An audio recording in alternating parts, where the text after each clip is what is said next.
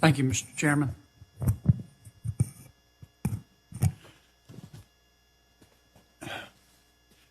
Mr. Secretary, thank you for being here. I have watched you operate, and I don't mean that in a pejorative sense. And I want to tell you, I've been impressed. Of course, I reserve the right to change my mind. And there are a lot of things I want to talk to you about today, but I'm not. I'm going to talk about what I think is an overarching opportunity that we're missing. I think the State Department is missing it. I think the Congress is missing it. And I think President Biden is missing it. So we're all missing it, in my judgment. The coronavirus is not over. It's better in the United States. But it's not better in South America. It's not better in sub-Saharan Africa. It's better but not good in India. And the facts are the facts. I don't mean to be this to be a political statement. The virus came from China. The best vaccines came from the United States. And we have an opportunity right now to demonstrate to the world what American leadership looks like. We have an opportunity right now to do the right thing, to help save lives, to do the smart thing in terms of our national security, and to check the rise of the Communist Party of China. Not the people of China. The people of China are good people. But the members of the Communist Party of China are pirates. Now, we know that many countries, like the United States, have the ability to manufacture and to store and distribute the vaccine. But a lot of countries don't. And it's dangerous. Not only is it immoral, us not addressing this problem, it's dangerous for the United States as the virus mutates.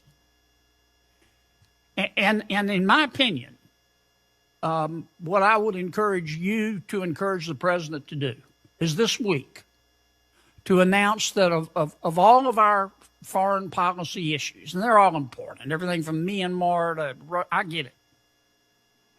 But our single most important priority for the rest of the year is going to be to vaccinate the world. I'm not talking about 20 million doses here, 10 million there. I mean to vaccinate the world. I don't know how many doses that is, 500 million, a billion and a half. It's the right thing to do. It is the smart thing to do. It won't be popular in some quarters, but we ought to do it anyway. Now, the funding, I think you would find that you would have a bipartisan effort from the United States Congress to find the money. Not all my colleagues are going to agree with me on this, but I think we could find money to do it from the last coronavirus bill. I didn't vote for it. I thought it was unnecessary, expensive. I thought it wasn't related to the coronavirus. It was sold to us as an economic disaster relief bill. Clearly, we're not in an economic disaster anymore. I think we could repurpose some of the money, but I don't want to fight about that now. But I would strongly encourage you to do that. Let's show the world what American leadership is all about. And that will pay far greater dividends than anything we can do in terms of summits or foreign aid. And it's also the right thing to do. And I just don't think the administration is seizing this opportunity. And I think you're missing a political opportunity. That's, for my side, that's bad. But for the world, it would be good. Senator, can I just say that I am in violent agreement with you. Let's do it. And I could not have said it any better than you did. And I would just say, stay tuned. Good. Thank you. I would note for Senator Kennedy and others, and I know he agrees with us, during the Ebola plague, when I was and others were pushing to get aid to other countries and do that, we just reminded everybody the Ebola plague was one airplane trip away from the United States. And I mean, if we want to be just selfish about it, we have a reason. But as the wealthiest nation on earth, I think we have a moral humanitarian reason too. Senator Hyde-Smith,